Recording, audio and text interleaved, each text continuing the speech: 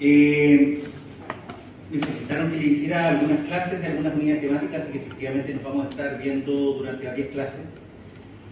La verdad es que soy consciente de que estos temas pueden parecer un poquito áridos en una primera visión, así que si bien tengo el deber de explicar las cosas desde la perspectiva fisiopatológica, o sea, entendiendo que es el funcionamiento anómalo, la base funcional en la cual se sustentan los distintos cuadros clínicos, las distintas enfermedades, y entendiendo que eso también tiene algunas nociones moleculares y cosas que pueden ser a veces difíciles de digerir, justamente como este tema digestivo lo dice, voy a tratar de ir enfocando las cosas en aquello que pudiera ser más útil, ya sea por una perspectiva de cultura general dentro de las profesiones de la salud, que al menos en la interpretación que yo prefiero dar, a obviamente tratar de ir rescatando algunas cosas que pudieran ser más atingentes a su disciplina.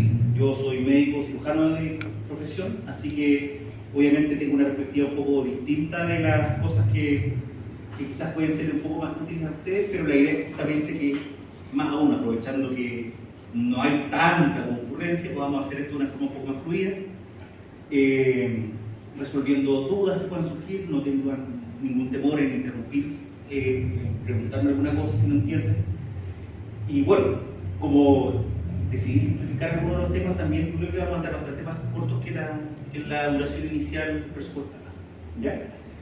En esta clase, que es un bloque en realidad de 3 horas teóricas, no vamos a hacer todo eso, la verdad, que creo que hay muchos temas que quedan un poco fuera del campo, la verdad. Entonces, yo creo que vamos a estar en rango de 1 hora y media, 2 horas, para que premio para los que vinieron, para que aprovechen más aún de poder resolver las dudas y todo lo demás. El tema de hoy es digestivo, ¿ya? Vamos a dividirlo en 3 secciones.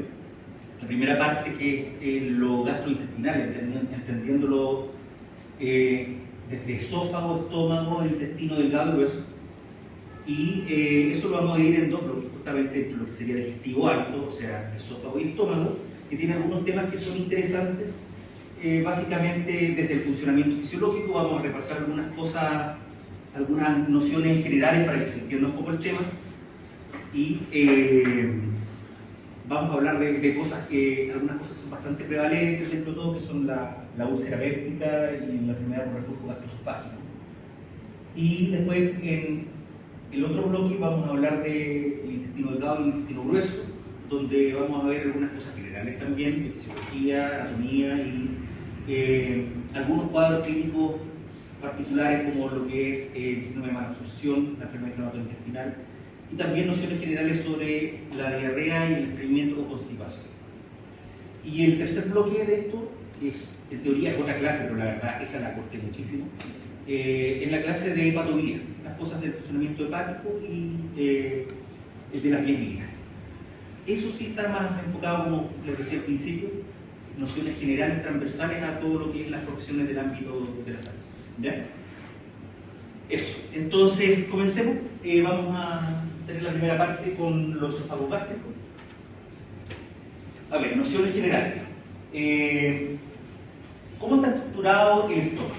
Vamos a hablar primero de la perspectiva más que lo morfológico, anatómico externo. Vamos a fijarnos en algunos elementos histológicos que pueden ser útiles como para entender básicamente cómo funciona y cómo se puede alterar en los casos de las distintas enfermedades que vamos a mencionar. Entonces, el estómago y en general todo el tubo digestivo tiene una estructura en múltiples capas que consiste en una capa más externa, que es una serosa, un epitelio de revestimiento, después una túnica muscular, que en el caso del estómago tiene 3 capas, un estrato que es especialmente de tejido conectivo, que es la submucosa, donde va también la irrigación. Después viene lo que llamamos la mucosa, que es justamente, como dice el título de esta presentación, es el foco, porque ahí es donde se producen las alteraciones que vamos a ver y también es donde ocurren los mecanismos de absorción y de secreción, que son muy importantes, particularmente en el caso del estómago. Y la mucosa, para tener claro, es el nombre que engloba a la siguiente estructura. El límite es otra capa muscular, distinta a la muscular propia, que son estas capas de acá abajo, y esta se llama la muscular de la mucosa, o en latín muscularis mucosae. define el límite de la mucosa. Por lo tanto, todo lo que atraviese la muscular de la mucosa implica que salimos de la mucosa que es la que estamos estudiando en este momento. Luego viene un estrato que también es conectivo, así como parecía la submucosa, que es la lámina propia, que es la estructura de anclaje en la cual se sustenta el epitelio, que es lo que más nos interesa ver en este caso, que también es un epitelio de revestimiento, pero que también tiene funciones muy importantes a nivel secretorio. Estamos hablando especialmente del estómago, ¿ya? Y este es un epitelio, que es un epitelio cilíndrico, que tiene células caliciformes, que son células que secretan mucosa, y además tiene algunas células que son propias del estómago, como las células parietales y las células principales, que son las células que producen la secreción del jugo gástrico. Entonces, hay que tener claro sí que, a diferencia del resto de las estructuras del tubo digestivo, que más o menos mantienen esta arquitectura general, el estómago tiene una secreción muy irritante, muy cáustica, muy ácida, que es justamente producto que el jugo gástrico contiene ácido clorhídrico, y además comienzan la activación de algunas enzimas digestivas, que van a tener un rol especialmente importante después en el intestino delgado, que es donde se completa la mayor parte del proceso digestivo, pero muchas de esas enzimas en realidad comienzan su secreción en el estómago. Entonces, si tenemos enzimas que son capaces de degradar proteínas y también otras sustancias que son los nutrientes, obviamente que el estómago está expuesto a un ambiente que es muy hostil y tiene justamente algunas características muy especiales de protección frente a estos agentes irritantes, cosa que no es así en el resto del intestino, en el cual existen mecanismos fisiológicos de compensación para neutralizar la acidez y proteger contra las enzimas digestivas. Especialmente en la zona del intestino delgado, en el duodeno, se neutraliza el pH ácido del estómago. Entonces, el intestino tiene la diferencia en que los mecanismos protectores no son tan estrictamente necesarios gracias a la neutralización del contenido luminal, del contenido dentro de la cavidad. Entonces, tener muy claro que las principales sustancias agresivas son, en primer lugar, la parte química, con el pH muy bajo del ácido clorhídrico, el ácido gástrico, y la pepsina, que es la enzima proteolítica. Ahora, ¿qué mecanismos produce el estómago para protegerse de estos agentes?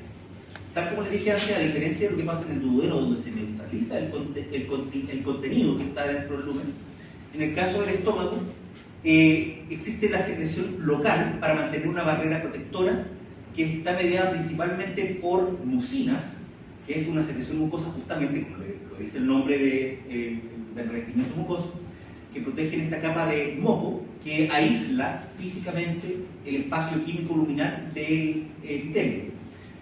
Y por otra parte, tenemos la neutralización no secretada a nivel externo luminal, sino que a nivel local dentro de la propia mucosa, que es básicamente moléculas de bicarbonato que están acopladas dentro de este anclaje de mucus, ¿ya?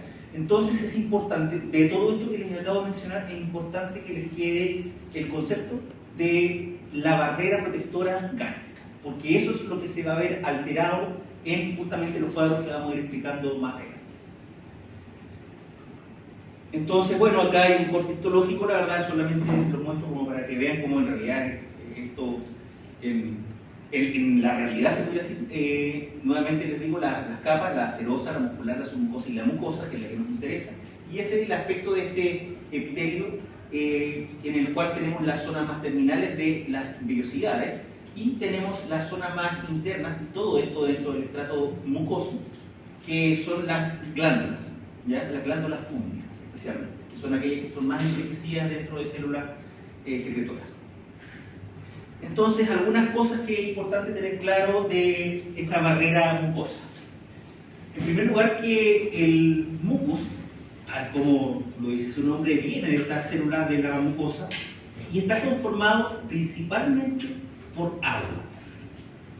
Así de simple, es una simple dilución química, en la cual, por muy irritante que pueda ser el ácido clorhídrico, si lo diluyo a una concentración lo suficientemente segura a nivel local, las células van a poder sobrevivir en ese ambiente.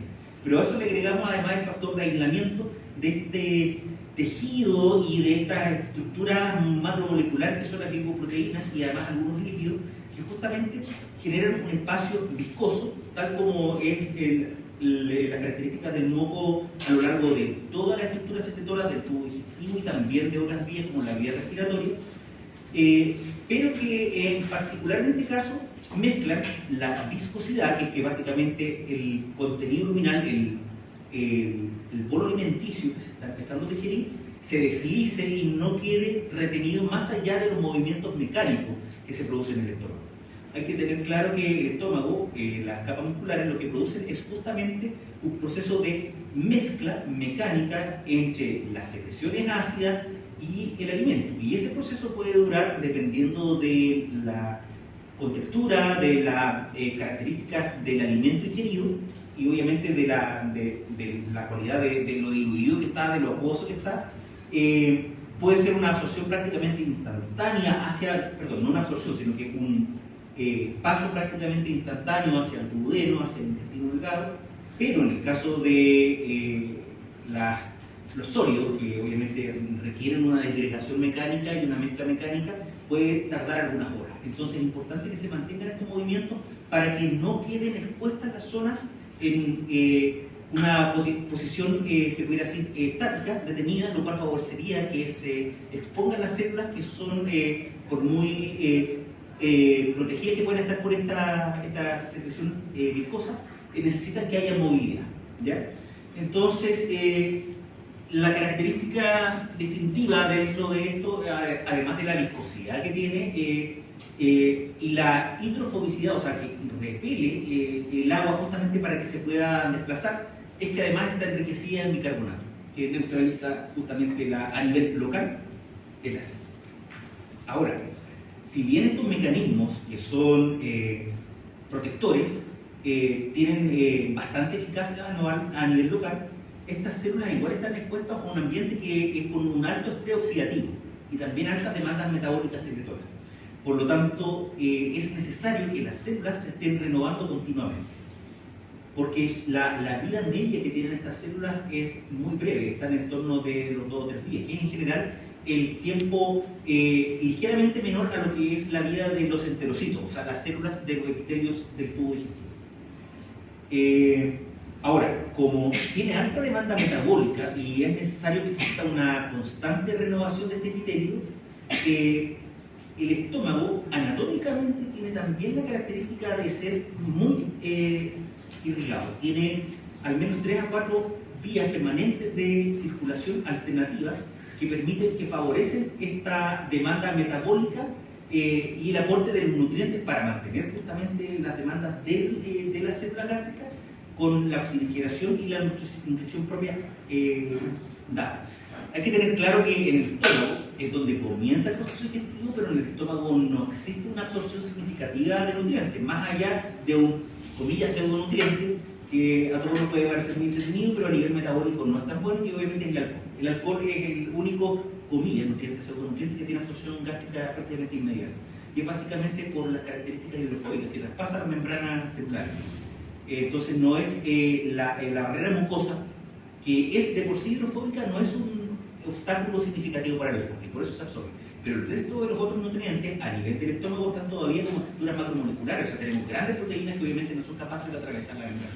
Asimismo, los lípidos y los carbohidratos complejos, obviamente que no van a ser absorbidos dentro del estómago. Y por eso es necesario que exista una alta irrigación, para que ya lleguen los nutrientes que fueron absorbidos en las porciones más distales del intestino y que permitan obviamente satisfacer la necesidad de esta célula. Ahora, más allá de este importante contenido acuoso, la mucina es en torno al 5 al 10% de la composición de esta barrera mucosa.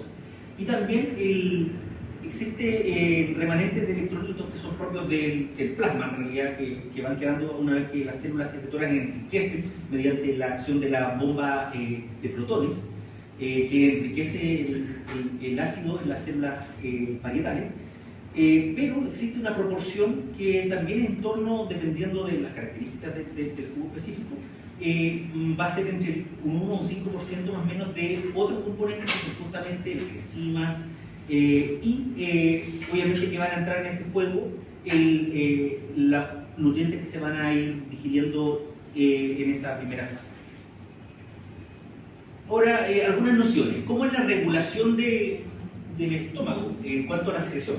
Hay que tener claro que, si bien existe esta barrera protectora, un estómago que no tenga un contenido alimentario significativo correría riesgo significativo de daño si es que tiene una secreción gástrica desbalanceada. O sea, existe una mayor secreción de ácido o de sustancias irritantes en relación a las demás. Por eso que existe una delicada regulación neuroendocrina que tiene que ver justamente con la captación de algunos mediadores nutricionales que están dentro del lumen gástrico, que van a regular la secreción por las células parietales del ácido clorhídrico y por las células principales, que son los dos tipos de células principales, valga la redundancia, de las sustancias digestivas, que en este caso sería el pepsino. Ahora, otras células que son más de una función autocrina, neuroendocrina o básicamente a regulación local, son las células que secretan la histamina, que es un protector a nivel de la mucosa gástrica, y otras células como las células G, que secretan la gastrina, las células D, la somatostatina, que es un inhibidor, y la grelina, que es un regulador del apetito. Entonces, esos son los mecanismos que tienen un rol importante a nivel de inhibir o favorecer la secreción de las células gástricas. Entonces, bueno, acá básicamente mencionar que en realidad la actividad regulada neuroendocrina está medida principalmente por el sistema nervioso autónomo, dentro de los cuales tenemos la acción de las vías del nervio vago, que básicamente actúa inhibiendo la somatostatina de las células D, que a su vez inhibe la gastrina y por lo tanto tiene un efecto que tiende a detener la acción de las células parietales. Y por otra parte, la estimulación directa es mediada por acetilcolina, que favorece la secreción de la ácida de las células parietales. Es importante tener claro esto porque más adelante vamos a hablar justamente de la úlcera. Hay que pensar que esta es una clase de fisiopatología, así que no nos vamos a quedar solo en estas nociones. ¿Qué pasa con otros arterias? Existe un importante rol del sistema nervioso, tanto central como autónomo, en relación a algunos estímulos de estrés. Entonces podemos tener algunos estímulos que pueden ser inhibitorios de la secreción, pero hay otros estímulos que van a favorecer el aumento de la secreción ácida y por lo tanto pueden favorecer la ocurrencia de úlceras. ¿Ya? Ahora, yendo a lo medular después de este repaso básico, vamos a hablar de la úlcera péptica. ¿Cuál es la definición de una úlcera? Aunque suene redundante, es básicamente una herida, es una ulceración, una herida que está circunscrita a la mucosa y que penetra la muscular de la mucosa, que era el límite de la mucosa. Por eso era importante recordar bien cuál era la estructura histológica.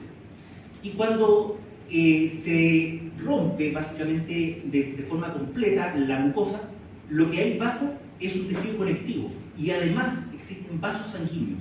Entonces, esa zona que es la submucosa queda expuesta en esta herida. Y eso es lo que nosotros definimos como una úlcera péptica. Ahora, ¿cuáles son los mecanismos que producen la úlcera péptica? Básicamente, el desequilibrio entre la magnitud de los factores agresivos locales y de los factores defensivos de la mucosa gástrica. La clasificación de estas lesiones, de la úlcera gástrica, y de la duodenal, es básicamente anatómica, como lo dice el nombre de cada una. Son los dos tipos de úlcera péptica que ocurren justamente ya sea en el estómago o en el duodeno, y tienen algunas características significativas en cuanto a su mecanismo de producción, que en realidad es lo que me interesaría que recuerden especialmente de todo esto, del tópico de la úlcera péptica, porque se van a presentar en distintos usuarios, distintos pacientes con distintos factores de riesgo. Entonces, obviamente que los cuidados que se le brinden a cada usuario van a favorecer o no la ocurrencia de uno u otro tipo de úlceras, los cuales además van a tener evoluciones distintas. Entonces, por eso me interesa que retengan un poquito los dos tipos y cuáles son las características que los diferencian en cuanto a su producción y a sus características clínicas. Por definición, la úlcera gástrica, como lo dice su nombre, está en el estómago y el lugar más frecuente es en la curvatura menor del estómago. Recordar de esto que se debe esencialmente a la alteración de mecanismos defensivos. Esto, que en realidad es algo que uno debería aprenderse casi de memoria y recitarlo, en realidad no quiero que lo vean de esa forma, sino que les voy a explicar algunos mnemotécnicos para retener justamente por qué se produce la gástrica y por qué la duodenal, en base a las explicaciones que hice. En cambio, la duodenal se produce en general en la primera porción del duodeno, que es justamente la que está inmediatamente a continuación del estómago, en una distancia que se considera habitualmente menos de 3 centímetros de píloro, que es justamente la definición de la primera porción del duodeno. Y como característica llamativa, son lesiones que son menos extensas, son más localizadas, son más pequeñas y se deben a un mecanismo esencialmente distinto a la úlcera gástrica, que es a la alteración de los mecanismos agresivos. Entonces recordar acá que la gástrica es en las defensas y el duodeno es en la agresión. ¿Cómo recordar esto? Obviamente, viendo la imagen no sirve para recordar las diferencias, así que esto se lo muestro solamente para que vean anatómicamente cómo se ven estas cosas. La úlcera duodenal es generalmente una lesión que es más redondeada, es más pequeña, aunque acá en la imagen pareciera un poquito más grande, solamente porque está magnificado de mayor forma el duodeno, que es más pequeño que el estómago. Y además que en la úlcera gástrica se produce esta alteración, distorsión arquitectural, que se forma una multiplicidad de pliegues, se puede decir, dentro del estómago, que tienden como a encoger el tamaño visible, pero la úlcera en sí, que dijimos que la exposición de la submucosa es más grande, ¿ya? Entonces recordar que en el estómago es defensiva y en el duodeno agresiva. ¿Por qué razón? Acá lo que creo que es como la forma más fácil de visualizarlo es que fisiológicamente el estómago está acostumbrado, por decirlo de cierta forma, a estar expuesto a agresiones. Y esto sí lo podemos visualizar como prácticamente como una guerra, se puede decir como una batalla en la cual existe un espacio que está rodeado de una barrera, un verdadero muro protector, que es justamente un muro físico, tanto por la estructura de las células como por la secreción que producen. Y este es un muro que es muy alto, se puede hacer en relación a la exposición así. Por lo tanto, si tenemos por decirlo de cierta forma, este ejército agresor contra este espacio amurallado, se necesita, para poder sobrepasar este muro, se necesitaría un ejército muy potente, se puede decir, porque ya existe un muro. Entonces, la única forma de que, comillas, caiga el estómago, se puede decir, en este ataque, es justamente que las defensas se dividen. Mientras el muro persista, se necesitaría un ejército muy grande para que los mecanismos agresivos fueran significativos. Entonces, no va por ese lado, sino que va por el lado de la protección. Basta un pequeño orificio de entrada dentro de esta barrera para que esos mecanismos agresivos, que son lo suficientemente altos, dañen el estómago. Entonces, recuerden este ejemplo del ejército, de las murallas. Mientras la muralla esté indemne, la probabilidad de que la agresión supere la barrera es baja. Ciudad amurallada, un fuerte, solamente se requiere que baje la defensa. Pero cuando pasamos del píloro y nos vamos al duodeno, hay un cambio completo en cuanto a las secreciones, que es lo que mencioné al principio. El duodeno es un espacio que no está conformado histológicamente para protección, porque básicamente en el duodeno lo que se produce es la neutralización activa producto de la secreción. Entonces, la importancia del duodeno no es la barrera, tanto así que no tiene una barrera protectora. Entonces, esto, siguiendo este mismo ejemplo, es, a diferencia de un gran fuerte, de una gran ciudad amurallada como sería el estómago, el duodeno sería un simple pueblito que no tiene ninguna muralla protectora, no tiene nada, sino que es un espacio que está desprotegido normalmente. Entonces, basta con que la neutralización del ácido sea insuficiente, lo cual usualmente tiene que ver con un aumento dentro del estómago del ácido. El estómago se secreta el ácido, entonces se aumenta la cantidad de ácido del estómago que pasa al duodeno. Ese pequeño desbalance entre la débil defensa que tiene el duodeno y la gran agresión que viene del estómago, al no alcanzar a neutralizarse, daña muy rápidamente el duodeno. Entonces, nuevamente, si logran retener esto, me doy por satisfecho en cuanto a los mecanismos de la producción de la úlcera. Recordar que en el estómago está protegido, se requiere que se debilite la defensa. Como el duodeno no está protegido, basta con que haya un leve incremento de la agresión para que se dañe, porque es muy débil en comparación con el estómago. Entonces, si yo tuviera que estar expuesto a una persona que, por ejemplo, esto para que se entienda solamente, muy ansiosa, muy estresada, tiene una mayor actividad simpática, de que son las respuestas de la agresión, con una mayor secreción de acetilcolina, por lo tanto se favorece la secreción gástrica. ¿Dónde creen ustedes, si están aumentados los mecanismos agresivos, dónde creen que va a presentar la úlcera? En el duodeno, justamente. Entonces, es un perfil distinto al del paciente que tiene una úlcera en el estómago. Porque en el estómago se requieren otros mecanismos que puedan debilitar esta mucosa, que no tienen que ver con cosas tan simples como el estrés, como el consumo de, por ejemplo, de algunas drogas estimulantes, hasta la cafeína o los irritantes, como el ají, cosas así que pudieran tener algún rol menor a nivel duodenal y nulo prácticamente en el estómago. En el caso de la úlcera gástrica, tenemos que ir un poco más abajo dentro de esto para entender qué puede debilitar la barrera mucosa.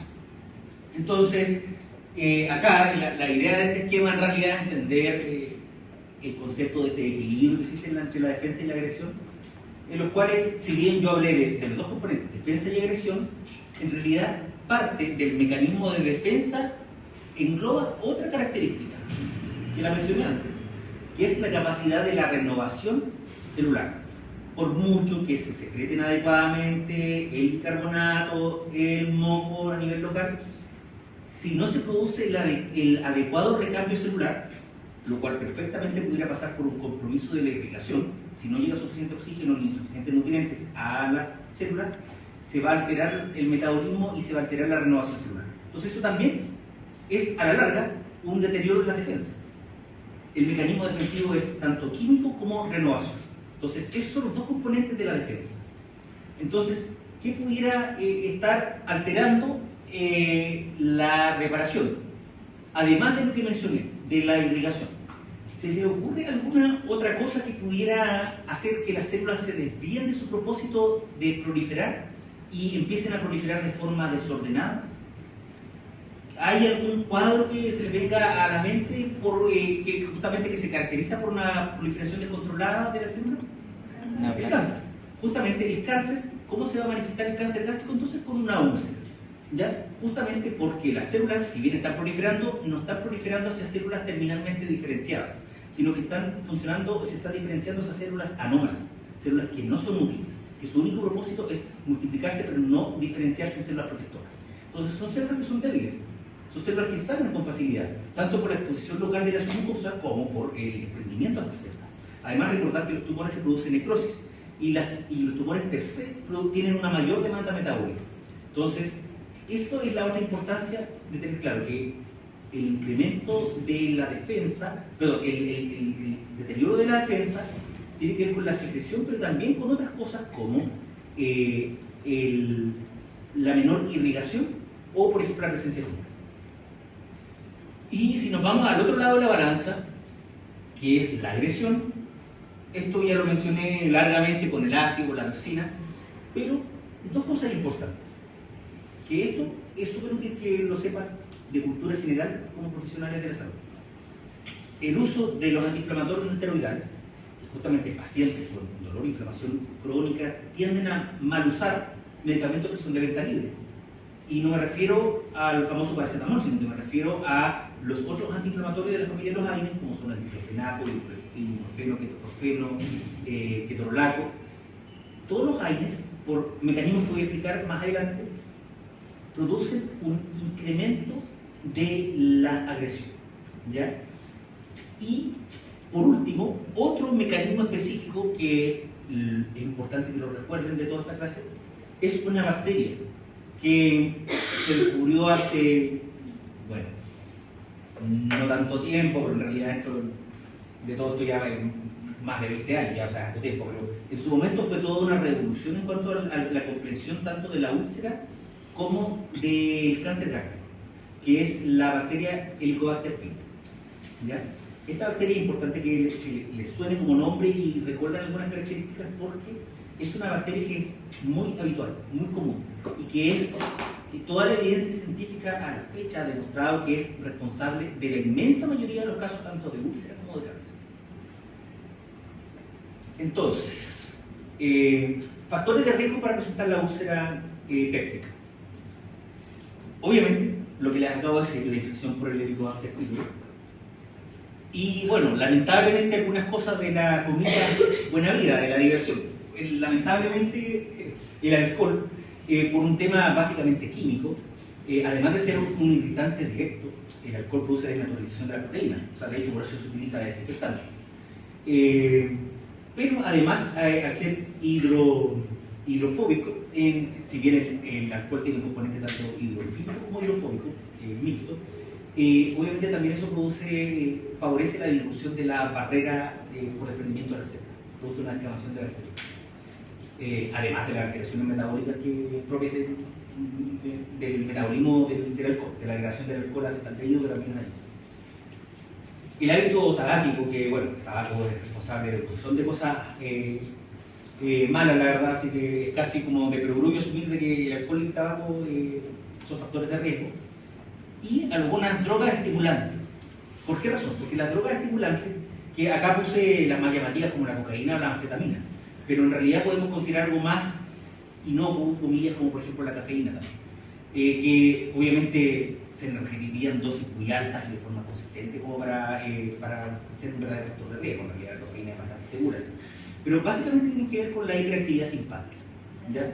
O sea, la mayor activación simpática favorece la secreción de acetilcolina y eso es una vía común tanto al estrés en general, a la ansiedad, a todo esto que sería como la parte fisiológica, como al consumo directo de sustancias. Entonces, recordad que la cafeína, la cocaína y las anfetaminas actúan como factor de riesgo de úlcera renal. Obviamente que esto va aparejado, estos no son elementos que se den de forma aislada, o sea, todos estos elementos se dan no en una lista de texto que tengo acá, sino que se dan en una persona, ¿ya? Entonces, esa persona, aunque parezca una simplificación, tiene algunas características. Es más probable, esto, como les digo, puede parecer prejuicio, pero en realidad dentro de los problemas de salud muchas veces para poder entender por qué se producen, hay que recurrir a algunas sobresimplificaciones, porque eso entrega como el promedio del paciente que presenta esta alteración. Si pensamos en la infección por el Helicobacter pylori, el Helicobacter pylori requiere un proceso crónico, harto tiempo expuesto a las alteraciones. Por lo tanto, uno esperaría que sea un paciente con más años, así decirlo, un paciente mayor, para darle tiempo suficiente a que el Helicobacter dañe. Ahora, no es privativo de los adultos mayores, los pacientes jóvenes también tienen el Helicobacter pylori, ¿ya? Y después voy a explicar bien esa diferencia, pero requiere más tiempo. En cambio, la comida buena vida que les decía, el alcohol, el tabaco y las drogas estimulantes, obviamente que son factores de riesgo que están más prevalentes en población joven. Entonces, un paciente que es más dado a estos hábitos, o por ejemplo un paciente que tiene una conducta más de trastorno de ansiedad, por ejemplo, es un paciente que es distinto al otro paciente añoso que simplemente tenía esta infección. Son cosas diferentes porque orientan a simple vista, aunque puedan estar errados y puedan ser solo una sobresimplificación, orientan más o menos a dónde puede estar la alteración y cuál va a ser la evolución y qué es lo que tengo que evitar, ¿ya? Obviamente que un paciente que tiene dolor crónico, que tiene cuadros inflamatorios crónicos, como por ejemplo artritis reumatoide, artrosis, o alguna enfermedad reumática, reumatológica, va a estar expuesto al consumo de antiinflamatorios no esteroidales. Entonces, eso es una señal de alerta para tanto pesquisarlo precozmente, derivarlo al profesional que tiene que tratarlo, como para también explicar qué cosas no son apropiadas para su cuadro y qué cosas tiene que evitar. Y por eso les decía que esto es una noción que tiene que ser transversal a todos los profesionales de la salud. Todos tenemos que entender que el uso de medicamentos como los antiinflamatorios no esteroidales tiene riesgo. Acá estamos hablando de la parte gástrica, pero también tiene riesgo a nivel circulatorio y a nivel renal. Es un tema de otras clases que creo que posiblemente me cambiaré de pieza. Pero ya, ahora hablando del estómago en particular, no se puede, lo voy a hablar en una diapo, pero como concepto también que lo recuerden, no se puede usar más de 3 días seguidos un antiinflamatorio no selectivo, que son los antiinflamatorios que les mencioné, el diclofenaco, ketorfeno, ketorolaco, todo eso, no se puede usar más de 3 días sin que haya un riesgo de una úlcera.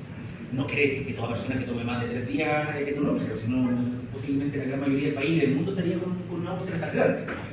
Pero a partir de los 3 días se considera que ya hay un riesgo aumentado de tener esta úlcera. Entonces, si ven un paciente que lleva más de 3 días, edúquenlo enseguida en eso de que tiene que suspenderlo y tiene que reemplazarlo por algunos medicamentos, los cuales algunos son de venta libre, como por ejemplo el paracetamol, que suena casi como un cliché, pero por algo justamente lo usamos tanto, porque es seguro a nivel gástrico, a nivel renal y a una serie de otros niveles, salvo algo que voy a hablar más adelante en la otra clase, que es del hígado. Ahí tiene el único problema el paracetamol. Y otro antiinflamatorio que es relativamente seguro también es el metamizol, la dipirona. ¿Ya?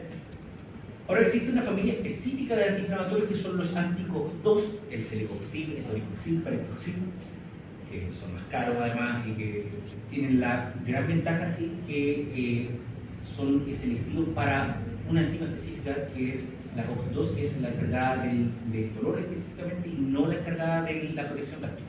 Entonces eso se puede utilizar por más tiempo.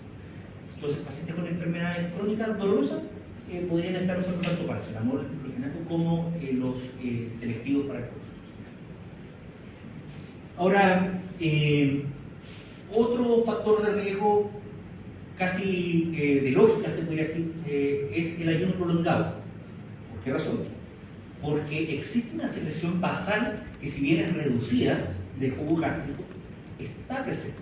Entonces, si no existe un contenido alimentario que pueda, por decirlo de cierta forma, consumir los protones que se están secretando dentro de este ácido, van a favorecer la ocurrencia de la úlcera. Entonces, eso es básicamente la explicación de por cuál existe este síntoma que llamamos el hambre dolorosa, que es cuando ya lleva mucho tiempo sin dar nada de alimento al estómago, existe esta secreción basal que es muy baja en comparación a la secreción activa cuando hay alimento, pero lo suficientemente marcada como para generar algunas interpretaciones mínimas. Ahora, ¿cuándo pasa a ser un dolor franco y el paciente va a llegar a consultar porque tiene este dolor muy intenso? Es cuando ya la úlcera está establecida, ¿ya? Ahí, de hecho, lo que uno tiene que sospechar cuando un paciente, todas las veces que pasa hambre, tiene dolor intenso, sería un paciente que sería recomendable que se estudiara. Entonces, también como noción general de profesional de la salud, un paciente que se queja harto de dolor abdominal, que se relaciona con los ayunos, sería bueno derivarlo para que se haga un estudio que va a involucrar obviamente una endoscopia. ¿Ya? Y eso también como noción para todo en general. Porque podría tener una úlcera tanto inicial como ya establecida.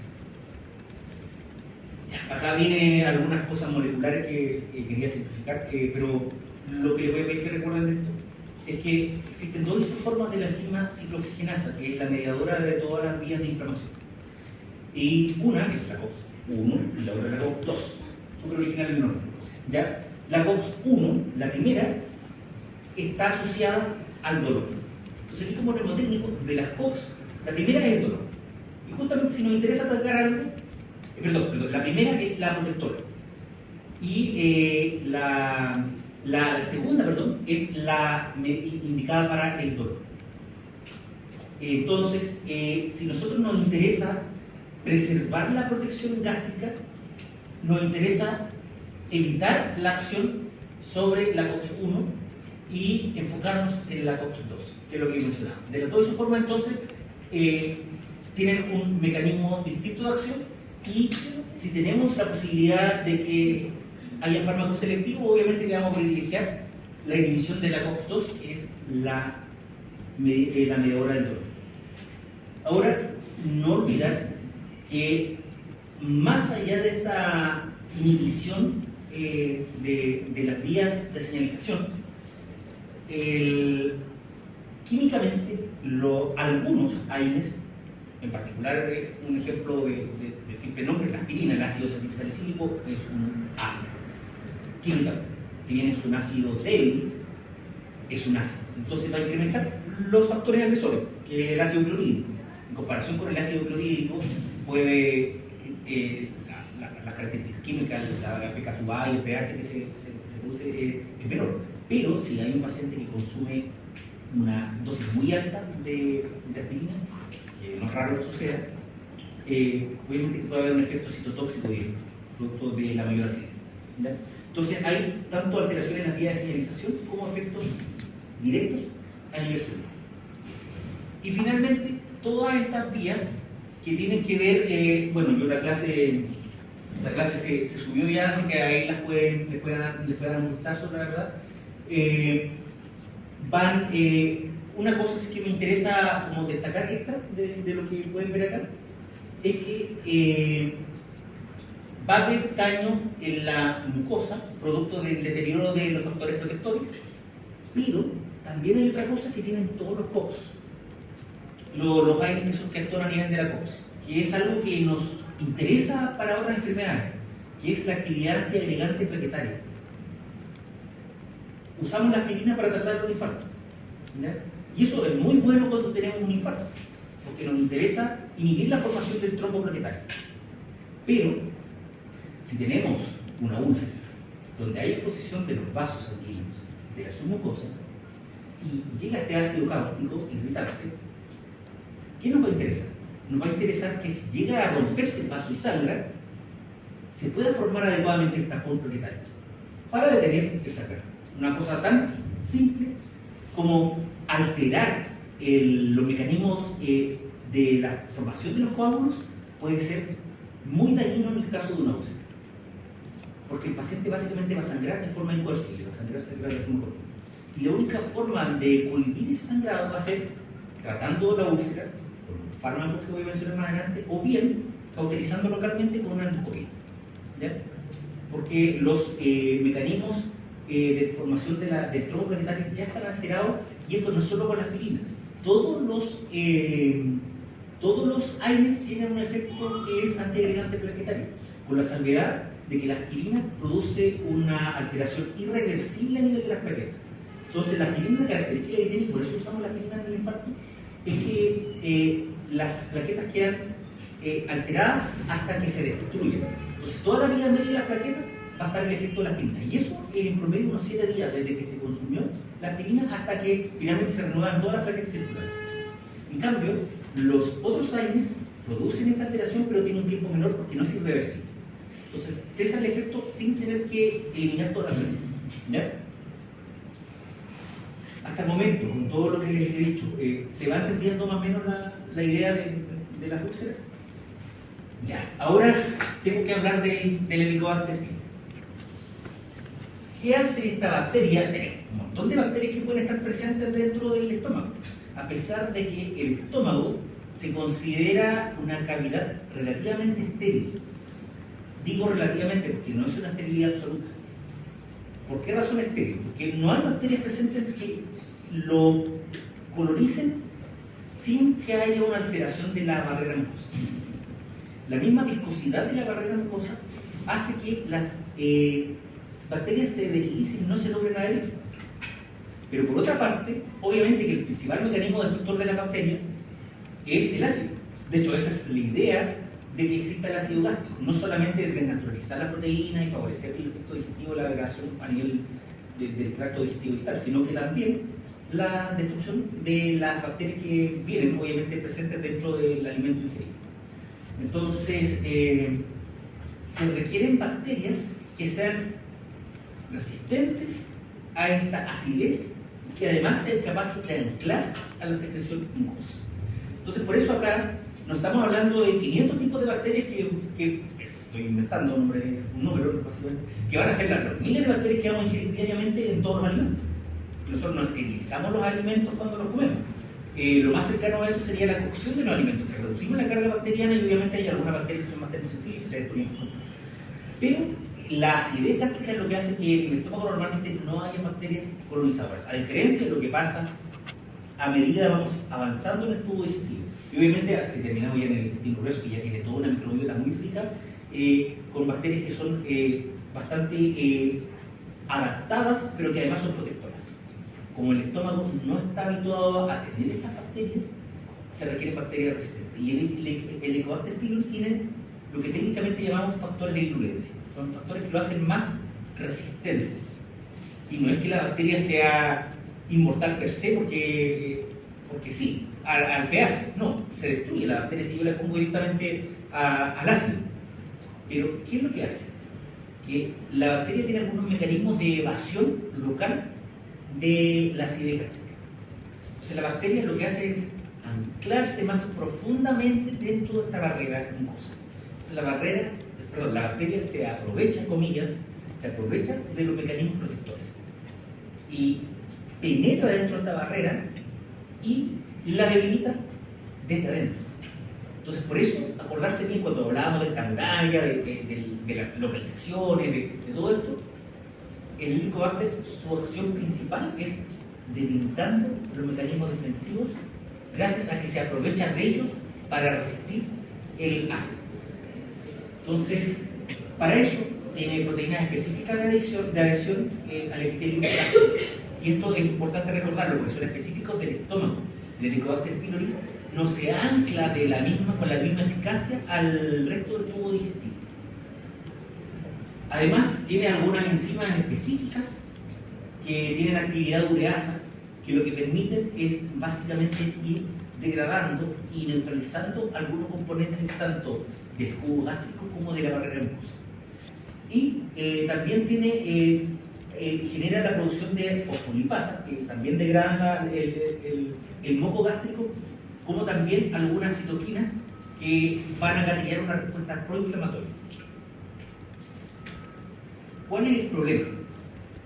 Que si bien la inflamación es la respuesta normal para eliminar los agentes patógenos, cuando tenemos estos factores de virulencia, la hacen resistente.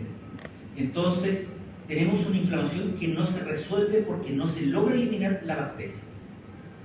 Y eso genera la transición de una inflamación aguda a una inflamación crónica. ¿Cuál es el problema? Que la inflamación crónica genera alteraciones en la arquitectura de las células y del tejido. Y a largo plazo producen una transformación del epitelio gástrico normal, que era justamente un epitelio con una gran barrera, a un epitelio un poco más desdiferenciado, como es el resto del epitelio del tubo digestivo. Y ese proceso se llama metaplasia intestinal. Metaplasia es la transformación de un tipo de células maduro por otro tipo de células maduro terminalmente diferenciado. ¿Ya?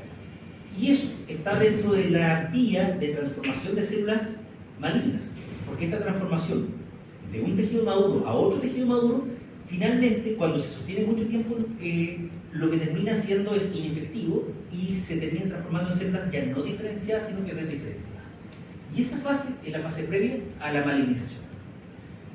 Entonces, esa es la importancia de por qué el Helicobacter requiere inflamación crónica. Y si se fijan, todo esto que estoy explicando es para entender que la acción principal del Helicobacter es debilitar la barrera. ¿Ya? Eso en términos generales dentro del Helicobacter. Ahora, no solamente hay factores bacterianos, que son los que yo mencioné, que determinan esto, sino que también se requiere una interacción con el hospedador, con las personas detrás de este estómago, no es solo un estómago, que obviamente van a influir en que esta infección se pueda o no resolver. ¿Ya? Porque es importante tener claro que esto es una infección, no es una colonización. La colonización es la presencia de la bacteria sin generar necesariamente un daño. Y eso puede ser ya sea porque la bacteria no es dañina, que era un poquito la primera fase que estábamos hablando, en este caso es muy dañina, o bien porque los mecanismos protectores del sistema inmune logran destruir la bacteria. Entonces, eso es lo que determina la colonización, que es lo que pasa con la microbiota intestinal a nivel de los tractos distales del intestino. Pero acá hablamos no de colonización, sino que de infección, porque es dañino. Los mecanismos de anclaje, todo esto que expliqué, genera un daño inherente y la inflamación crónica no es algo que sea inocuo. ¿Ya? Ahora, obviamente que si son pacientes que tienen una mayor carga bacteriana, porque la bacteria no se genera por generación espontánea, no aparece de la nada, sino que se contagia, se transmite. Y eso requiere un contacto. La bacteria no vuela, ¿ya? Sino que requiere contacto, que puede ser contacto directo con otras personas, que son portadores, con alimentos que pueden estar, y por supuesto, contacto tan triviales, tan cotidianos como simplemente la exposición con las manos, el contacto directo, un beso. Todos estos son factores que son tan comunes que hacen que en algunas poblaciones específicas, y de hecho en Chile destacamos en eso, la presencia de la infección es muy alta. Se estima en torno a un 60% de la población con infección por el Helicobacter pylori. Ahora, esa infección, si bien es por definición una infección, porque hace daño, no necesariamente ese daño es notorio a nivel clínico. Muchas veces puede ser un daño subclínico, o sea, silente. La persona no se queja de dolor ulceroso, sino que hace su vida como si nada, y pueden pasar 10, 15, 20 años con la bacteria ahí, viviendo como si nada, aunque haya inflamación crónica, no genera molestias. Y esa es la diferencia entre esta infección, que es asintomática, que es la más común de todo el 60%, porque el 60% de la población no tiene úlcera, y tampoco el 60% de la población tiene cáncer. Entonces hay que entender que esta bacteria es muy común, pero en una gran minoría de los casos llega a generar un daño clínicamente significativo. Siempre produce daño, pero rara vez ese daño es significativo. Ahora, si es tan poco significativo, ¿por qué le damos tanto énfasis a esta bacteria? Porque en primer lugar en Chile teníamos, antes de que se evaluara todo esto y que se empezara a difundir el tratamiento para el Helicobacter, teníamos una de las tasas más altas a nivel mundial de cáncer gástrico. Y es una forma, por decirlo comillas, tonta de llegar al cáncer, porque es una infección que se resuelve con un tratamiento antibiótico. Entonces, ¿cuál es la necesidad de tener una infección presente por 20 o 30 años y dejar que termine en un cáncer, cuando podemos someter a esa persona a un tratamiento de 2 semanas y eliminar la bacteria? Entonces, esa es la importancia de tener claro que existe esta bacteria, que cuando las personas se quejen de estas molestias gástricas, estudiarlas, ver si tienen la bacteria y si la tienen, tratarla. ¿Ya?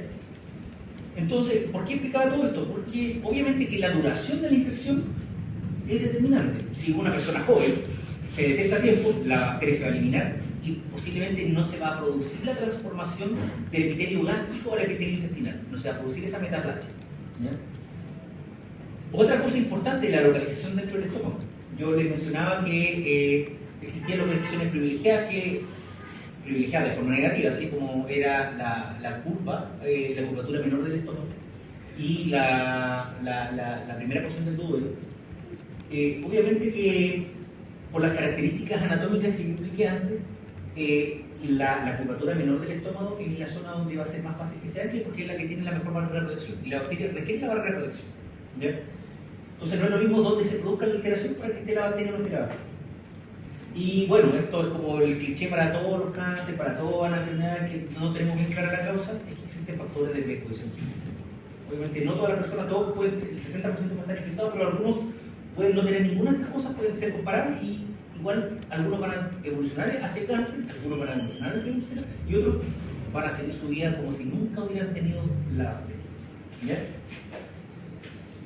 Eso. Y bueno, ¿qué es lo que termina encatillando este balance entre el hospedador y la bacteria?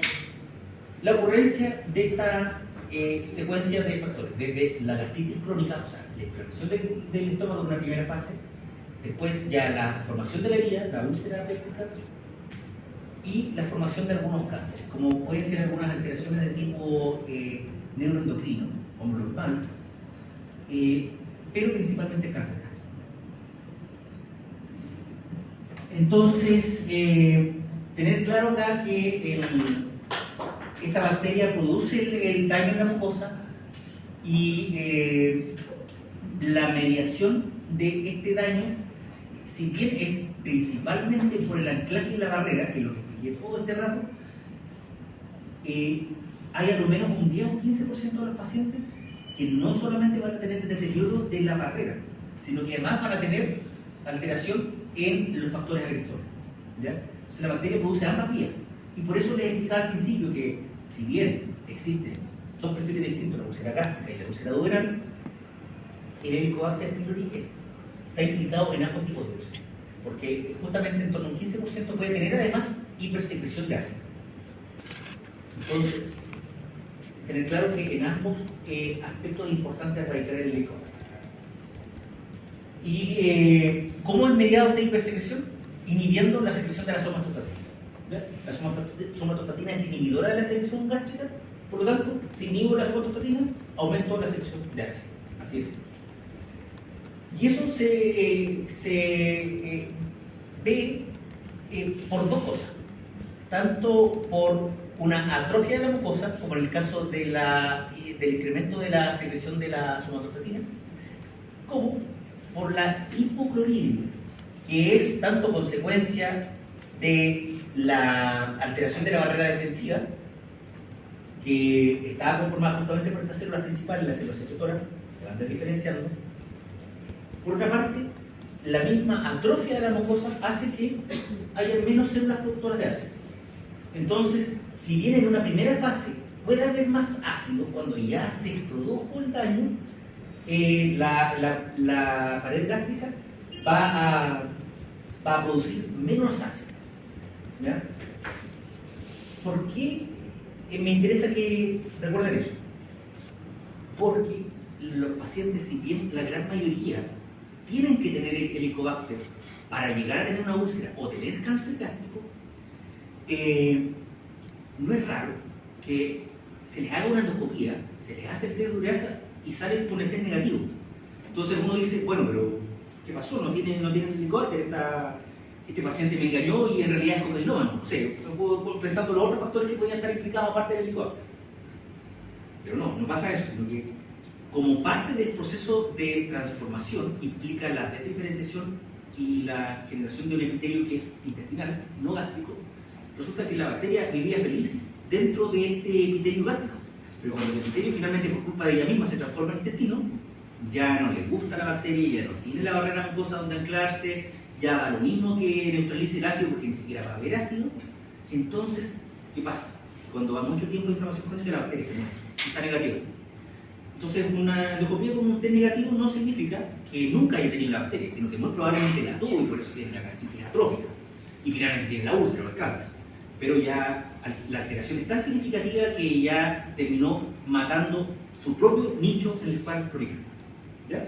Entonces, un test negativo no implica que no haya estado la infección. Y obviamente que un paciente que tiene un test negativo no requiere un tratamiento de radiación. ¿No? La bacteria ya produjo su propia eliminación y ya dejó en el proceso, ya dejó todo el daño hecho. Pero en ese caso no se justifica eliminar la bacteria, sino que sí se justifica restaurar la protección gástrica. Bueno, ¿cuáles son las complicaciones de la úlcera? Yo les explicaba cuál es la estructura anatómica de la mucosa. Entonces, si se rompe todo el epitelio y la lámina propia hasta la muscular de la mucosa, se expone la submucosa, y en la submucosa es donde van estos vasos. Entonces, entra ácido y el ácido corroe la pared vascular, por lo tanto sangra. Tan simple como eso. Una simple quemadura, como lo explicaba al principio, es básicamente una úlcera, una quemadura química. Obviamente que si este proceso sigue atravesando las distintas capas, se puede producir una perforación del espesor completo. Entonces, puede salir jugo gástrico a la cavidad abdominal. Eso produce una peritonitis química. ¿Ya? Un cuadro muy grave que requiere una cirugía de urgencia. Digamos que no es inocuo tener ácido clorhídrico dentro de la cavidad peritoneal. Ahora, el proceso de la inflamación crónica, si bien produce una atrofia del epitelio, genera, ¿se acuerdan de la imagen que mostré del estómago, cómo estaba arrecollado, estaba recogido? Porque lo que busca el resto de las células es tapar esto. Entonces, para eso se altera la arquitectura, pero eso puede producir engrosamiento compensatorio y fibrosis.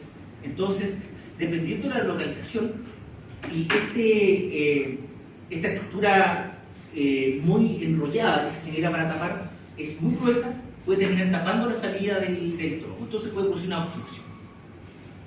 Y bueno, finalmente la úlcera puede terminar en cáncer gástrico por todo lo que explicamos. ¿Ya? Entonces recordad, pregunta básica que se puede hacer en un certamen. ¿Complicaciones? Bueno, perforación, que puede ser tanto la perforación total como el sangrado. Después vienen las alteraciones que son propias de la reparación de eso, que va a ser la obstrucción. Y cuando la transformación continúa, cáncer. Esas son las 4 complicaciones típicas del cáncer. Ya. Nociones simplemente, ¿cómo se hace el diagnóstico? Existían un montón de técnicas antiguas, pero en realidad, recordad, endoscopia.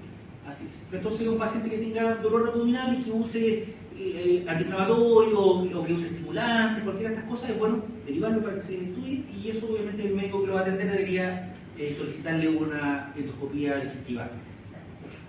¿Cuál es la gracia que tiene la endoscopia? Que además de ver directamente la herida, permite tomar biopsia para evaluar el grado de transformación que va desde la atrofia hasta la metaplasia y el cáncer, y también aplicar el test de Ureasa, que es el test para pesquisar si está o no en el licuado. Entonces esa es la gracia de la endoscopia. Sirve para diagnosticar y eventualmente para tratar. Y obviamente que si el paciente está sangrando, por el mismo tubo de la endoscopia y la cámara que se está visualizando, se puede cauterizar, se puede electrofurar el vaso sanguíneo, o se le puede poner un clip tapando eso, y con eso se evita el sangrado. Esto es simplemente cómo consiste este test de Ureasa. En realidad esto es una demo que puede para tecnología médica. Test de Ureasa. Nociones sobre el tratamiento. Si una bacteria, ¿cómo creen ustedes que voy a tratar la bacteria? Antibiótico. Pero, ¿sirve tratar la bacteria solamente? Ya les expliqué que en fase avanzada la bacteria podía no estar y el daño estaba hecho. Necesito renovar la barrera protectora. Y para eso existe dentro del esquema terapéutico existe la combinación de 1 o 2 antibióticos que lo que buscan es básicamente evitar la resistencia de las bacterias, y por otra parte fármacos protectores como los inhibidores de la bomba de protones, como el famoso omeprazol, y los distintos miembros de esa familia de fármacos como el lansoprazol, pantoprazol, esomeprazol. ¿Ya? Todo esto son protectores porque inhiben la secreción gástrica. Entonces, obviamente que si estoy secretando ácido y tengo esta herida, la herida nunca se va a reparar. Entonces tengo que, al menos durante un periodo de 2 o 3 semanas, que es lo que va a permitir la regeneración del epitelio, tengo que apagar esta secreción de ácido. Y otros esquemas también, además del inhibidor de la bomba de protones, además del omeprazol, tienen un protector químico que es el sucralfato, que es básicamente un refuerzo para la barrera mucosa. Con eso le doy tiempo al cuerpo para que se repare solo y de paso mato la bacteria. Entonces, eso es simplemente lo que me interesa que recuerden nomás del tratamiento.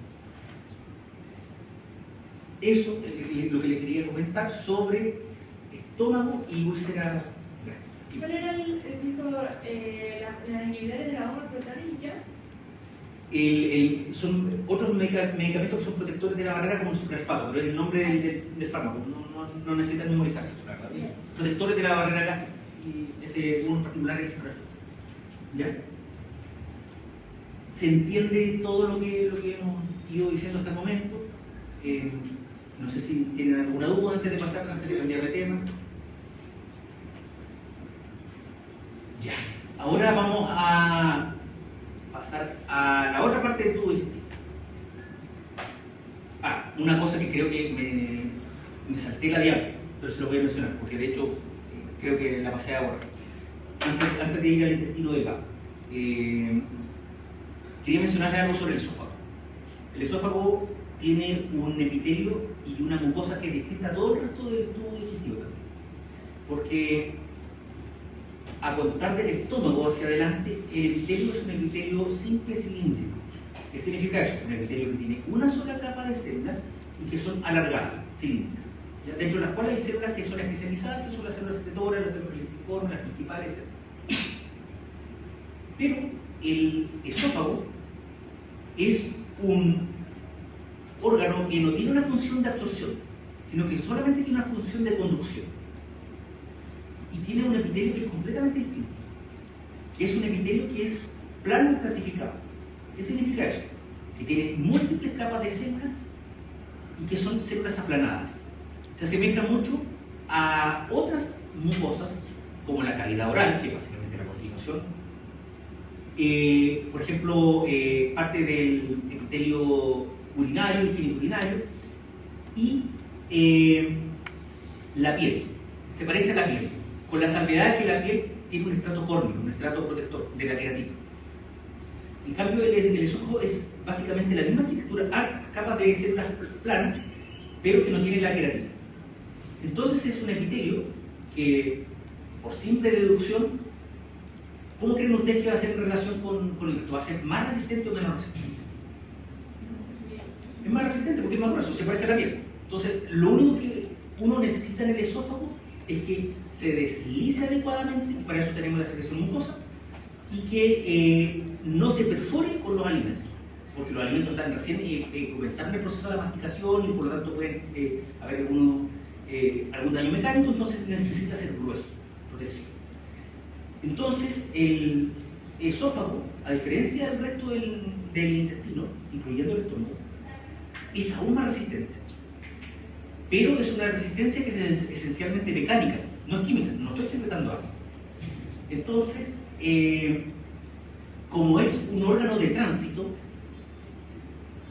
y que está lubricado por el moco, no es un sitio de anclaje de las bacterias y tampoco va a estar expuesto al ácido de forma constante, salvo un pequeño detalle, que es que, a diferencia de la parte distal del estómago, donde tenemos el píloro, que es un verdadero esfínter anatómico que se abre y se cierra, por lo tanto impide el paso del ácido hacia abajo, hacia el intestino delgado, hacia arriba no tenemos un esfínter anatómico resistente, que se cierre completamente, sino que tenemos un esfínter que es más funcional.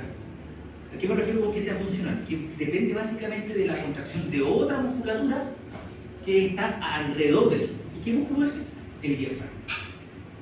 Entonces, es muy fácil que en la parte distal del esófago ascienda parte del ácido gástrico.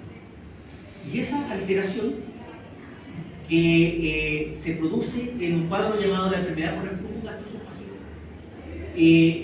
Obviamente, aunque el esófago sea resistente, más resistente que el estómago, si eso también está de forma crónica y el paciente tiene durante mucho tiempo la enfermedad por reflujo, que se manifiesta clínicamente como la acidez en la sensación del ardor, eso también puede terminar transformando el epitelio del esófago y se puede terminar descamando, perdiendo estas capas, que era su único mecanismo protector.